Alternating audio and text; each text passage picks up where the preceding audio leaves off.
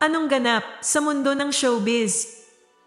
Nag-viral ngayon sa social media ang video ng kapamilya star na si Catherine Bernardo na kung saan tila humuhugot ito sa pagkanta ng We Are Never Ever Getting Back Together ni Taylor Swift.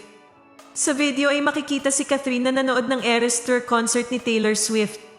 Nang kinanta na ni Taylor ang isa sa kanyang hit song na We Are Never Ever Getting Back Together ay sumabay rin si Catherine sa pagkanta.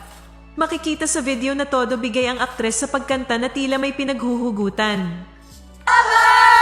Getting back together, we never, ever, ever. Getting back together, you go talk to your friends, talk to my friends, talk to me. Yeah, we never, ever, ever. Getting back together. I'm really gonna miss you thinking back. Marami naman sa mga netizen ang sinasabing para daw kay Daniel ang kantang yon. Na ang ibig sabihin di umano ay hindi na kailanman pa sila magkakabalikan ni Kath. Kung nagustuhan mo ang content na ito, huwag kalimutang mag-subscribe at i-click ang share, like at i-comment ang inyong opinyon.